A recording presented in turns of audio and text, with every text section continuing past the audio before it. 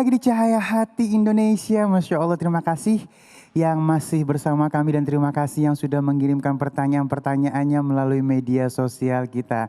Bu, semangat ya. Assalamualaikum. Masya Allah, nanti dikasih kesempatan untuk bertanya juga ya. Baik guruku yang dimuliakan Allah Subhanahu Wa Taala, kita akan masuk ke dalam pertanyaan yang pertama dan mohon kesediaannya Ustazah Syifa Nur Fadilah. Ini alih pilihkan dari media sosial kita. Ini bagus loh pertanyaannya loh ya, Masya Allah ya. Baik, bismillahirrahmanirrahim. Ini dari @dita. Kenapa begitu bacanya? Emang A-nya ada 3 ya. Jadi Dita gitu kata dia. Assalamualaikum. Waalaikumsalam warahmatullahi wabarakatuh.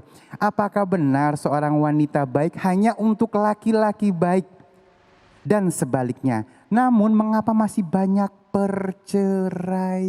Aduh, silakan Ustazah. Ya, terima kasih. Waalaikumsalam warahmatullahi wabarakatuh. Habib izin para guru-guru Cahaya Hati Ainus yang ada di rumah, ibu-ibu sekalian yang hadir tadi sudah kita bahas sebenarnya agak agak dikit kita bahas lagi. Ayat tadi surat An-Nur ayat 3 itu sudah sangat menjawab sekali. Memang laki-laki yang baik untuk perempuan yang baik, begitu juga sebaliknya laki-laki pezina juga untuk perempuan yang pezina ya. Akan tetapi walaupun dia pernah punya masa lalu yang kelam, dia pernah berzina, kalau dia bertobat sungguh-sungguh dengan taubatan nasuha kepada Allah Subhanahu wa taala, kamala dzanbalahu. Seperti orang yang tidak punya dosa lagi sama sekali, ya. Jadi tidak ada penghalang orang yang dulu punya masa lalu kelam karena perzinahan dia menikah dengan laki-laki yang baik ataupun perempuan yang baik. Ya, jodoh itu kan urusan Allah, yang penting dua-duanya sudah berproses menjadi lebih baik. Karena ada juga yang dua-duanya saling zina, laki-lakinya pezina, perempuannya pezina, tapi dua-duanya taubat, dua-duanya hijrah. Dua-duanya merubah diri, introspeksi diri, akhirnya menikah, jadi orang baik. Ya, ada juga yang awalnya baik, tadinya sama-sama baik, tapi karena dalam pernikahannya tidak tahan dengan godaan, hawa nafsu, bisikan setan, akhirnya dia jadi orang yang gak baik. Makanya ketika kita melihat ada saudara kita mohon maaf yang berbuat zina, berbuat maksiat, jangan pernah kita meremehkan atau ngatain. Ini kebanyakan dari kita, nauzubillah min zalik, ketika ngelihat ada saudara, kawan, teman yang berbuat maksiat ataupun zina, dia selingkuh, zina tuh. Emang dia mah gak benar katanya, ngajinya juga kurang. Nah ini salah satu melecehkan, menghina saudara kita sendiri. Padahal siapa orang yang suka menghina dosa saudaranya, maka bisa jadi nanti dia berbuat dosa yang sama. Jadi kalau ada orang buat dosa, kita cuman katakan ya Allah, na'udzubillah min zalik, lindungi aku ya Allah. Mudah-mudahan saudaraku yang berbuat dosa juga dibukakan pintu hidayah, bisa taubat segera. Jadi bukan menjustifikasi langsung kita ngatain dia ahli zina, dia ahli neraka dan lain sebagainya. Ini tidak boleh kita seperti ini. Nah, kenapa ada orang yang sama-sama baik, dia menikah tapi tetap terjadi perceraian? Pertama yang harus kita pahami adalah bahwa jodoh dan jangka waktunya itu adalah urusan Allah. Ada orang yang berjodoh cuman sebentar, ada yang puluhan tahun, ada yang belasan tahun. Jadi itu yang menentukan Allah. Mungkin dua-duanya sudah baik, tapi ada hal lain yang memang tidak bisa dipertahankan. Contoh dalam Islam, kalau misalkan ada pasangan kita punya kekurangan fisik, ya disebutkan kalau dalam fikih begitu ya Habib ya. Ada yang misalkan daging berlebih ataupun hal lainnya yang menghalangi jalannya untuk mendapat kepuasan antara suami istri, maka ini boleh ya baik suami menalak istrinya ataupun istri meminta cerai kepada suaminya. Jadi ini diperbolehkan ya karena ada halangan-halangan tertentu. Maka jangan pernah kita melihat kok sama-sama baik tapi cerai artinya jodohnya cuma sampai situ. Bu. Tapi kita berdoa sama Allah, ya Allah mudah-mudahan Allah panjangkan jodoh kita sama suami. Ada yang jodohnya terhenti karena perceraian, ada yang jodohnya terhenti karena suaminya wafat, ada juga yang karena suaminya mafkut, pasangannya mafkut. Hilang, gak jelas, gak ada kabar bertahun-tahun, puluhan tahun, tapi tiba-tiba datang lagi suaminya. Tiba-tiba datang lagi istrinya, ada juga yang seperti ini. Jadi masalah jangka waktu jodoh perceraian itu adalah urusan Allah Subhanahu wa ta'ala. Karena bisa jadi secara cover, secara kepribadian dari luar bisa kita lihat baik, tapi kita gak tahu yang namanya dapur rumah tangga orang lain. Ya, kita merasa aduh keluarga kita aja deh yang buruk, tapi ternyata ada yang lebih buruk lagi dari keluarga kita yang ternyata sering kita anggap baik, nauzubillahi min zalik. Jadi serahkan masalah jodoh sama Allah Subhanahu wa taala. Masya Allah, aku setuju banget, terutama jangan pernah menyikapi ujian orang lain. Karena ujian orang lain emang haknya orang lain, jangan lagi nilai ujian orang lain juga ya. Seakan-akan ujian orang lain itu berat buat dia, Bu. Pantas buat dia, jangan seperti itu ya. Kita doain mudah-mudahan itu jadi terbaik buat dia ya. Baik, dan jamaah aku yang dimuliakan Allah Subhanahu wa taala, kita akan masuk ke dalam yang ada di masjid ini. Yang mana dulu tadi ya? Yang mau nanya ya? Oh iya, baik, Umi silakan. Assalamualaikum warahmatullahi wabarakatuh. Waalaikumsalam warahmatullahi wabarakatuh. Perkenankanlah, saya nama Heti Mutrika dari Majelis Taklim PKMM Bekasi. Untuk Ustazah Syifa, saya mau bertanya, apakah boleh seorang istri mengeluh atas pemberian suami yang dirasa kurang cocok? Sekian. Wassalamualaikum warahmatullahi wabarakatuh. Waalaikumsalam warahmatullahi wabarakatuh. Pernikahan ini kan harus saling, termasuk dalam hal komunikasi. Kalau dirasa kita nggak nyaman, kita nggak suka, kita nggak enak, sampaikan. Kebanyakan perempuan nuntut suaminya peka, tapi dianya nggak mau ngomong. Ditanya, "Mah, kamu suka nggak baju yang papa beliin?" Suka katanya. Padahal dalam hatinya ngeluh gitu. Bener-bener laki deh katanya, udah istri kulitnya sawo matang dia beliin warna merah marun, nah dan lain sebagainya. Jadi banyak keluhan-keluhan dalam hati yang sebenarnya tidak sesuai tapi tidak mau disampaikan. Jangan nunggu suami peka karena laki semua sama modelnya. Ya, kata Umar bin Khattab, perempuan itu ibarat buku, ya, buku yang harus dibaca dari awal sampai akhir. Jadi banyak permasalahan di dalam kepribadian perempuan, makanya harus sabar-sabar sama perempuan. Nah, perempuan seringkali jadi makhluk yang tidak pernah bersyukur. Jadi boleh nggak mengeluh sama suami? Kalau mengeluh ya nggak apa-apa, sampaikan saja. Terutama keluhan kita kepada Allah Subhanahu wa taala. Semisal karakter suami yang kita nggak cocok, kepribadiannya yang tidak cocok sama kita, akhlaknya yang kurang baik, kita ngadu sama Allah dan kita sampaikan sama suami kita. Paling bagus cara menyampaikan kepada suami adalah ketika di malam hari. Pillow talk, ngomong di atas bantal sama guling. Itu insya Allah suasananya bagus. Tapi kalau suami lagi capek, suami lagi kerja dan suami mau berangkat urusannya, itu jangan pernah kita toel ataupun kita ajak ngobrol. Yang ada rumah tangga makin runyam, jadi cari waktu-waktu tertentu. Dan kebanyakan perempuan yang tidak bersyukur adalah mereka yang tidak pernah menghargai apa yang diberikan oleh suaminya. Jadi dikatakan wa nusyuzul mar'a isyanuha zaujuha. Salah satu bentuk nusyuz seorang perempuan, seorang istri, dia seringkali melawan suaminya. Tidak patuh terhadap suaminya dan tidak bersyukur dengan pemberian suami. Perempuan kita nih, ibu-ibu, saya juga perempuan, ibu-ibu juga perempuan sama. Perempuan ini makhluk yang seringkali mengingat keburukan lebih banyak daripada kebaikan. Betul nggak? Suaminya puluhan tahun baik sama dia, sayang sama dia. Yang nggak diingat ketika sekali saja suaminya buat kesalahan itu yang diungkit-ungkit. Ya, bahkan lagi mandi diungkit, lagi masak diungkit, di ruang tamu, di kamar diungkit. Nah ini salah satu penyakit dari perempuan. Jadi kalau kita mau ngeluh silahkan sampaikan. Tapi kalau sudah ngeluhnya itu kerana tidak bersyukur, berarti kita menjadi salah satu istri yang nusyus. Tidak menghargai jerih payah suami. Ya, orang yang bahagia dalam kitab Nasuihul Ibad dijelaskan salah satunya cirinya adalah wal qanaah bima filiyat. Orang yang selalu menerima apa adanya yang dia genggam, yang dia punya, yang ada di tangannya. Jadi kalau suami ngasih nafkah kira-kira memang cukup ya alhamdulillah. Ya, kita tahu keadaan suami nggak usah ngeluh lagi. Saya teringat dengan kisah Sayyidatuna Fatimah bintu Rasulullah Sallallahu Alaihi Wasallam. Beliau putri Rasulullah yang menikah dengan Ali karramallahu wajha. Ketika itu Rasulullah datang ke rumahnya dan Sayyidah Fatimah itu lagi numbuk gandum. Ya, dalam sirah sejarah dikatakan beliau kemudian mengeluh kepada Rasulullah, wahai Rasulullah, wahai ayahku, tolong sampaikan kepada Ali suamiku, ya Sayyidina Ali, aku ini capek sebagai istri ngulek gandum, belum ngurus anak, ngurus rumah, tolong minta sama Ali untuk dicarikan pembantu. Dicarikan ART yang kira-kira bisa meringankan pekerjaan rumahku. Tapi apa yang dilakukan oleh Rasulullah itu berbeda dengan orang tua zaman sekarang. Kalau orang tua sekarang anaknya ngeluh diomelin lakinya. Lu makanya yang bagus sama bini, kalau duit lebih kasih pembantu. Kesian istri. Rasulullah tidak begitu. Apa yang Rasulullah lakukan? Rasulullah malah menasehati putrinya Sayyidatuna Fatimah mengatakan, wahai Fatimah, baktimu kepada suami, lelahmu mengurus keluarga dan anak-anak ini bernilai pahala di sisi Allah Subhanahu wa taala.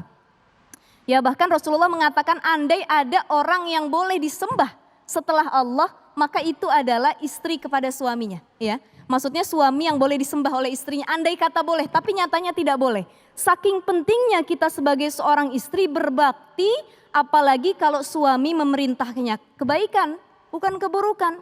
Jadi Rasulullah tidak mengabulkan permintaan Sayyidatuna Fatimah, tapi beliau malah menasehati bahwa cukup lelahmu, jerih payahmu untuk mengurus keluargamu, insya Allah bernilai pahala. Sayang kalau pahalanya diambil sama orang lain. Istri masakin suami tiap hari, jangan ngeluh. Kenapa? Karena salah satu kesuksesan seorang perempuan yang sudah menjadi istri adalah ketika masakannya dirindukan oleh keluarganya, terutama anak dan suaminya. Suaminya ke hotel bintang 5 manapun, ke restoran manapun yang mahal, tetap dia bilang masakan istri saya paling enak di rumah. Ya, sambelado istri saya udah nggak ada yang ngalahin, gitu. Ini artinya kita sukses sebagai perempuan. Yang kedua, ketika kita bisa memberikan pelayanan terbaik buat anak kita maupun buat suami kita. Jadi kalau sudah menikah sama-samalah saling menjaga, saling menutupi, saling menghargai, ya. Jangan saling mencari celah kekurangan. Jadi kalau bisa satu saling menutupi aib, punya masa lalu dulu yang gak baik, jangan diomongin sama suami. Bang dulu bang, saya punya mantan saya begini. Jangan diomongin, tidak boleh. Yang kedua adalah saling menutupi aib pasangan. Kalau kita sudah menutup aib kita, maka yang kedua tutuplah aib pasangan kita. Insya Allah kalau suami istri jadi pakaian yang saling menutupi, saling bersinergi untuk membangun rumah tangga yang sakinah, mawaddah, warahmah, maka buat keturunannya pun akan dapat maslahah yang baik, bukan hanya orang tua tapi anak-anaknya juga, insya Allah. Masya Allah, terima kasih Ustazah. Aduh banyak banget ilmunya yang kita dapat ya. Nancep banget gak? Nancep ya. Baik, mudah-mudahan bukan hanya nancep tapi bisa kita amalkan ya. Baik, bismillahirrahmanirrahim, kita masuk ke dalam pertanyaan yang kedua. Kita mohon kepada guru kita yang dimuliakan Allah Subhanahu wa taala, Al-Habib Nabil Al-Musa. Masya Allah, ini dari Instagram, ini dari @lila.lils ya, lils.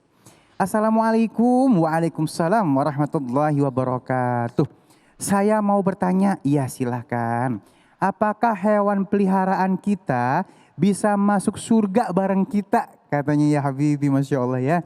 Dan bisa nggak kita diselamatkan dengan cara hewan kita bersaksi tentang kebaikan kita? Silakan ya Habibi. Ya baik. Bismillahirrahmanirrahim. Rabbi syrah li sadri wa yassir li amri wahlul 'uqdatan min lisani yafqahu qawli. Izin Ustazah dan juga Sayyid Ali dan para pemirsa yang dimuliakan Allah Subhanahu wa taala. Tadi pertanyaannya tentang binatang peliharaan. Apakah binatang itu, ada dua itu ya pertanyaan. Yang pertama, bisa bersama dengan kita di surganya Allah. Yang kedua, dia bersaksi tentang amal kita. Ya Masya Allah. Baik. Jadi kita perlu memahami, Bapak Ibu sekalian, hadirin wal hadirat, anak-anakku sekalian yang dimuliakan Allah, bahwa di surga itu berbeda dengan kita di dunia. Ya. Sifat kita berbeda, cara kita juga berbeda, model hati kita juga berbeda. Ya, misalnya salah satu contoh, ada seorang istri yang mendebat ya kepada suaminya atau kepada seorang kiai atau ustadz. Itu kata Allah di surga itu disediakan 70 bidadari, keenakan dong kamu. Nah, hadirin wal hadirat, di surga itu beda dengan di dunia. Tidak ada yang namanya cemburu, tidak ada yang namanya dongkol, tidak ada yang namanya marah, tidak ada yang namanya iri, tidak ada yang namanya hasad, tidak ada satupun keburukan di sana. Ya. Baik keburukan itu zohir maupun batin. Ya, zohir artinya fisik. Misalnya mohon maaf, di dunia ada di antara kita yang punya cacat. Nanti di surga nggak cacat. Ya. Di dunia kita bisa tua, di surga nggak bisa tua. Ya, kata baginda Rasul SAW, rata-rata umurnya itu adalah sekitar 20 tahunan sampai 25 tahunan. Itu nanti di surga segitu seterusnya. Ya. Lalu di dunia mohon maaf misalnya ada yang pendek, ada yang tinggi. Maka di surga itu tidak ada seperti itu. Semuanya tinggi setinggi Nabi Adam alaihissalam. Ya, di dalam hadis dikatakan sekitar 70 hasta. Ya, mungkin lebih tinggi dari pohon kelapa gitu ya. Jadi Ustadz Ali seringkali ada orang yang bilang, wah zaman Nabi Adam itu kesian ya karena ada dinosaurus. Padahal ternyata setelah diukur Nabi Adamnya lebih tinggi dari dinosaurus. Ya, karena 70 hasta itu ya.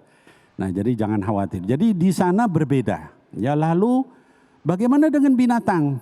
Pertama saya ingin jelaskan binatang itu nanti di hari kiamat akan dihisap oleh Allah Subhanahu wa taala, ya. Dalam hadis yang diriwayatkan oleh Imam Muslim dalam sahihnya dikatakan sampai seekor kambing yang tidak bertanduk membalas kepada kambing yang bertanduk, ya. Jadi ini misalnya di dunia ada binatang yang dizolimi oleh binatang lain, maka dia juga akan membalas. Nah, lalu apakah akan bersama kita? Ya, maka dikatakan di dalam hadis misalnya ada binatang-binatang yang di surga seperti anjingnya Ashabul Kahfi, ontanya Nabi Syuaib, ya, dan sebagainya. Bahkan ada hadis yang menyatakan begini, ya Rasulullah, apakah nanti saya ini suka kuda? Apa nanti di surga ada kuda? Bahkan nanti kalau kamu ingin diterbangkan oleh seekor kuda dari yakut merah, itu akan bisa terjadi. Jadi itu jawabannya. Wallahu a'lam bishawab. Masya Allah, aduh nikmatnya. Mudah-mudahan kita ahli surga semuanya. Amin ya rabbal Amin ya Allah. alamin. Amin. Baik, kita kasih kesempatan kepada jamaah untuk bertanya lagi. Umi tadi, ya silakan Umi, jangan lupa namanya dan majelis taklimnya ya. Assalamualaikum warahmatullahi wabarakatuh. Waalaikumsalam warahmatullahi wabarakatuh. Nama Ibu Ges dari Majelis Taklim BKMM Bekasi Utara. Ini mau saya tanya Pak Ustaz, Pak Habib, Ustazah. pertanda atau ciri-ciri yang paling jelas ketika amal dan sholat kita diterima. Baik, itu pertanyaannya ya, baik. Ya, jadi bismillahirrahmanirrahim. Bapak Ibu sekalian, hadirin wal hadirat, di dalam pemaparan saya tadi itu saya jelaskan tentang hadis-hadis tentang orang-orang yang tidak diterima sholatnya, ya. Di antaranya adalah seorang imam yang dibenci oleh makmumnya atau pemimpin yang dibenci oleh rakyatnya. Kemudian yang kedua adalah istri yang tidur nyenyak sementara suaminya tidak ridho kepada dia. Yang ketiga adalah orang saudara sama muslim yang bertengkar lalu belum minta maaf, belum saling memaafkan, ya. Dalam hadis-hadis lain dijelaskan juga selain daripada itu, ya. Misalnya adalah orang yang minum khamr, itu juga nggak diterima. Ya ayyuhalladzina amanu la taqrabus shalah wa antum sukara hatta ta'lamu ma taqulun. Wahai orang beriman, jangan kamu dekatin sholat dalam keadaan mabuk sampai kamu mengerti apa yang kamu ucapkan. Ya, para ulama menyatakan, bahkan ada hadis Rasul SAW, orang itu kalau mabuk sholatnya nggak diterima. Kemudian juga orang yang mendatangi dukun, ya itu juga tidak diterima sholatnya. Barang man ata kahinan, dalam hadis yang lain dikatakan man ata arrafan. Barang siapa datang ke orang pintar lalu membenarkan kata-katanya, maka tidak diterima sholatnya 40 hari lamanya, ya. Kemudian dalam hadis yang lain orang yang makan riba itu juga nggak. Jadi banyak hal. Nah, pertanyaannya, bagaimana dong kalau gitu saya tahu supaya sholat saya diterima apa enggak? Ada beberapa hal, Bapak Ibu sekalian, ya para ulama menjelaskan. Pertama, hendaklah kita perhatikan syarat sah sholat dan juga rukunnya. Itu nomor satu, ya. Jangan sampai kita melanggar, batal sholatnya, ya. Rukunnya tidak dipenuhi, batal juga tidak sah sholatnya, itu kita jaga. Yang kedua, hendaknya sholat itu harus tanha anil fahsya wal munkar. Tadi semua yang saya ceritakan itu munkar, ya, dan fahsya, ya. Orang minum minuman keras, orang riba, orang berjudi, ya. dia sholat. Itu kan menunjukkan sholatnya itu tidak menahan dia dari keji dan mungkar. Jadi salah satu ciri kita mengetahui sholat kita diterima apa enggak, itu sholat kita membuat kita jauh dari yang mungkar atau enggak. Gitu ya. Kalau enggak berarti ada yang salah dengan sholat kita. Gitu ya. Nah salah satu contoh misalnya para ulama menyatakan, makanya kalau kita sholat itu khusyuk. Ya. Khusyuk itu apa? Pertama adalah memahami apa yang kita ucapkan. Bismillahirrahmanirrahim. Itu kunci ada di bawah lemari ternyata. Ya kalau kayak begitu gimana mau sholatnya benar gitu kan. Maka pada saat sholat kita harus khusyuk. Artinya apa? Bismillahirrahmanirrahim. Hatinya juga begitu. Dengan nama Allah yang Maha Pengasih Maha Penyayang. Dan seterusnya dia ikuti sampai ada perasaan saya itu berhadapan dengan siapa. Ya. Salah seorang sahabat terdahulu ya Al-Hasan radhiyallahu an itu dikatakan kalau setiap mau sholat pucat pasi wajahnya. Ditanya, wahai sibti Rasulillah, wahai cucu Rasulullah, kenapa kamu mau sholat kok pucat pasi? Kata dia, tahu enggak kalian kepada siapa saya menghadap? Ya. Bagaimana kalau saya salah padahal saya berhadapan dengan pencipta seluruh langit dan bumi. Ya. Kita kadang kalau ketemu artis, luar biasa. Ketemu dengan gubernur atau presiden atau menteri luar biasa. Tapi ketemu Allah kita biasa-biasa, jangan. Ya, Allah itu yang menciptakan semua, segala sesuatu. Yang ngasih kita segala sesuatu. Maka hendaknya ketika kita sholat, itu kita khusyuk. Maka dengan itu insya Allah nanti perbuatan keji mungkarnya akan ditinggalkan. Berarti sholat kita diterima. Wallahu a'lam bishawab. Masya Allah, terima kasih ya Habibi ilmunya. Aduh, nikmat banget hari ini ya. Dan baik, Masya Allah, sesaat lagi kita akan melengkapi kenikmatan ini dengan membaca Al-Quran bersama guru kita Ustadz Munawir Ngacir ya. Jadi jangan kemana-mana, tetap bersama kami di Cahaya Hati Indonesia.